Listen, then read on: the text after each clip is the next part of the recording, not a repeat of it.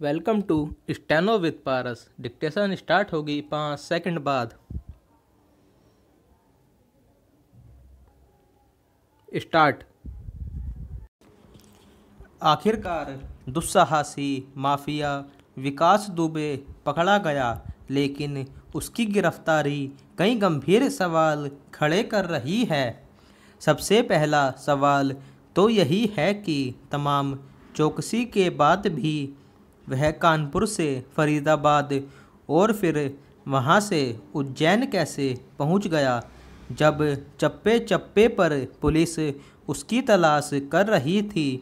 तब फिर वह इतनी लंबी यात्रा करने में सफल रहा, तो इसका सीधा मतलब है कि कोई उसकी मदद कर रहा था। कहीं ये मददगार पुलिस वाले ही तो नहीं।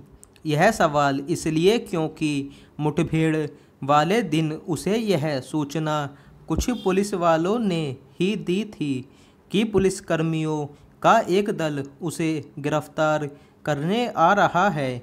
इस मुठभेड़ में 8 पुलिसकर्मी बलिदान हुए और सारा देश सन्न रह गया। विकास दुबे को उज्जैन में दबोचे जाने पर मध्य प्रदेश और उत्तर प्रदेश की पुलिस कुछ भी कहे, यही प्रतीत अधिक हो रही है कि यह शातिर खूंखार अपराधी मन चाहे तरीके से अपनी गिरफ्तारी कराने में सफल रहा।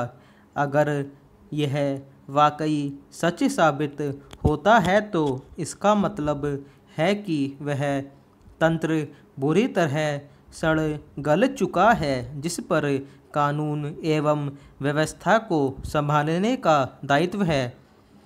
कोई भी सड़ा हुआ तंत्र मामूली दिखावटी उपायों से सही नहीं हो सकता।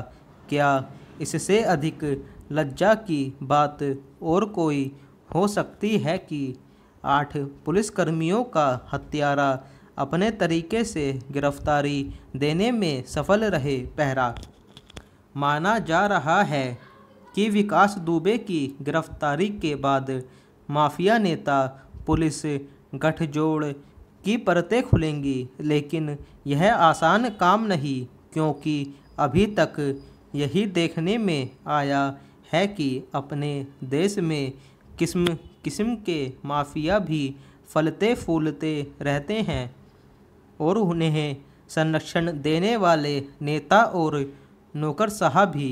इससे भी बुरी बात यह होती है कि कानून अपना काम करने के बजाय अपराधी तत्वों की जी हजूरी करता दिखता है।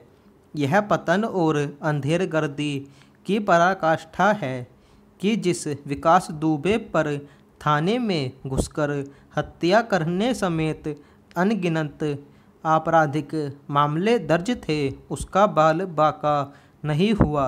उसे किस खुली बेशर्मी के साथ संरक्षण दिया जा रहा था, इसका पता इससे चलता है कि उसका नाम न तो शातिर अपराधियों की सूची में दर्ज हो सका और न ही भू माफिया की सूची में उस पर रासुका भी नहीं लगा।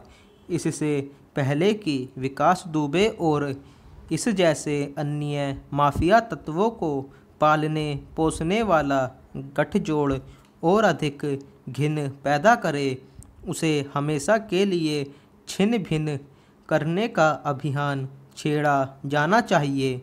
यह तभी होगा जब अपराधी तत्वों को संरक्षण देने वालों पर निर्ममता के साथ प्रहार किया जाएगा।